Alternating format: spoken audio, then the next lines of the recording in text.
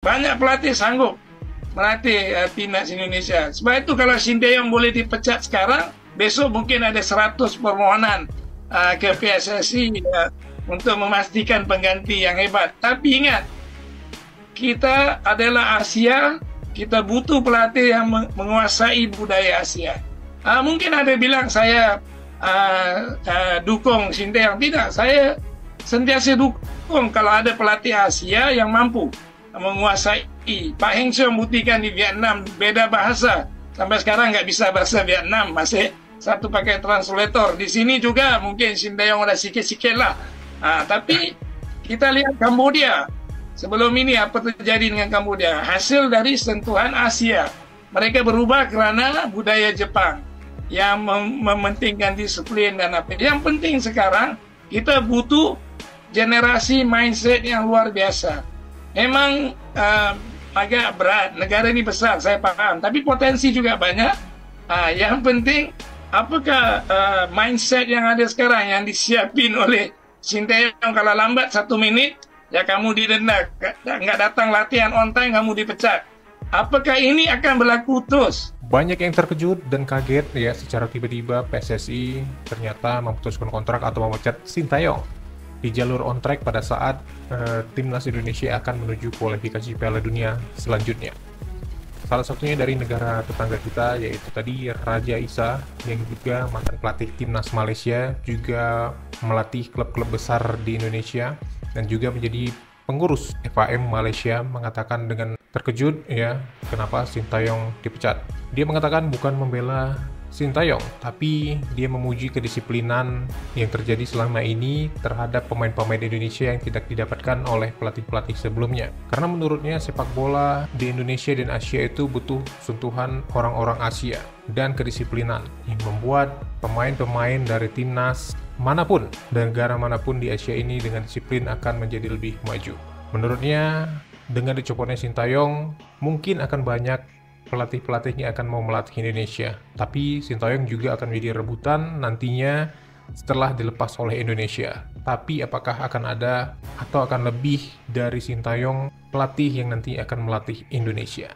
Dan seperti apa pendapat dari rekan-rekan supporter Malaysia dengan dipecatnya Sinteyong oleh PSSI? Mari kita simak. Sangat mengejutkan dan Sinteyong dipecat PSSI. Apa benda ni weh? Ini berita yang sangat mengejutkan dan sama sekali tak masuk akal. Erick Thohir baru saja mengumumkan bahawa Sinteyong diberhentikan dari kursi kepelatihan timnas Indonesia. Abang sebagai penggemar sepak bola mulai menonton game timnas kerana terkesan dengan gaya permainan Garuda asuhan Sinteyong. Inilah coach terbaik Indonesia dan dalam 5 tahun bertugas banyak kontribusi yang telah diberikan kepada timnas. Jujur saja, abang tidak tahu apakah keputusan Erick Thohir itu kerana tekanan dari luar atau mengikuti saran Bung Towel. Dikabarkan dia dipecat kerana masalah komunikasi dan kurangnya taktik. Serius, apapun bahasa yang diucapkannya, kita bisa melihat hubungannya dengan para pemain Garuda sangat erat. Pada saat yang sama, mereka bermain keras untuk Sinteyong. Itu yang penting. Dari segi taktik, sebagai penonton neutral, abang bisa melihat peningkatan permainan timnas dari awal kualifikasi Piala Dunia hingga laga lawan Arab Saudi. Jika PSSI menilai taktik Sinteyong berdasarkan laga melawan China dan Jepang, itu konyol. Timnas kalah dari China akibat blunder pemain, bukan taktis. Dan untuk laga Jepang, jika Regna dan Rafael Strik masing-masing mencetak gol di awal babak pertama, lain ceritanya. Jika mendatangkan pelatih berpengalaman pun, 2 bulan tidak cukup untuk mewariskan filosofi ke tim. Mereka seharusnya menunggu setelah babak kualifikasi ini selesai dulu. Coba lihat Arab Saudi, ganti coach hancur langsung. Kalian setuju dengan abang? Komen di sini.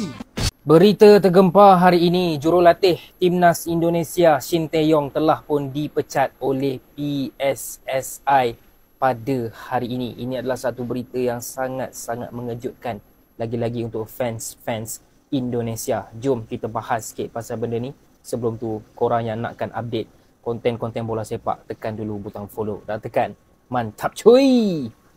Secara jujurnya, saya langsung tak faham kenapa pemecatan ni berlaku. Sebab Indonesia sekarang berada di landasan yang tepat untuk pergi ke Piala Dunia. Even paling kurang pun mampu untuk pergi ke round keempat. Guys, Indonesia bukan dekat tempat last, bukan dekat second last. Sekarang ni diorang dekat tempat ketiga dalam grup. Dan itu semua antara faktor terbesarnya adalah kerana didikan Coach Shin Tae-yong yang tiba-tiba kena pecat hari ni.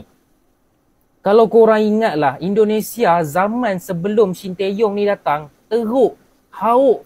Kan, main gameplay tak ada, kualiti memang tak apa-apa, pemain-pemain pun tak apa-apa. Tapi lepas Shin Tae-yong ni datang, bukan setakat dia membangunkan bola sepak Indonesia ni, malah dia menggunakan player-player muda, okey, player-player bawah 23. Sebab tu Indonesia ni dekat Piala Asia bawah 23 pun perform, dekat yang peringkat senior pun perform juga. Itu semua antara faktor terbesarnya adalah decision Shin Tae-yong tu sendiri.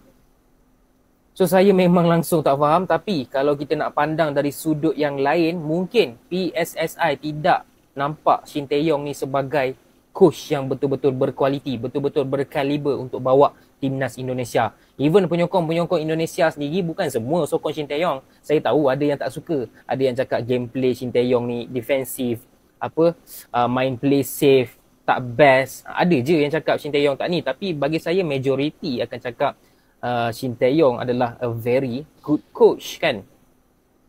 Tapi lepas Kim Panggon kena pecat ni, siapa pula nak menggantikan dia? Jose Mourinho ke? Pep Guardiola ke? Ataupun Shin Tae-yong? Tapi itulah ceritanya, hakikatnya Shin Tae-yong telah pun dipecat. Bagi saya kalau betul lah nak pecat, lebih baik pecat selepas World Cup qualifier tu tamat. Okay, selepas kita tahu Indonesia lepas ke tidak kan. Ini lepas pun tak tahu, lepas ni ada match lagi, sempat ke tidak coach tu nak ada build chemistry dengan pemain-pemain, itu semua lantak ada orang lah. Okey, itu saja update dan pendapat daripada saya sendiri. Sementara itu, media Korea Selatan juga membahas tentang pemecatan Shin Tae-yong di Indonesia. Media Korea Selatan bernama Naver itu menuliskan, Shin Tae-yong pemain hebat hingga dipecat. Semoga Indonesia maju ke Piala Dunia.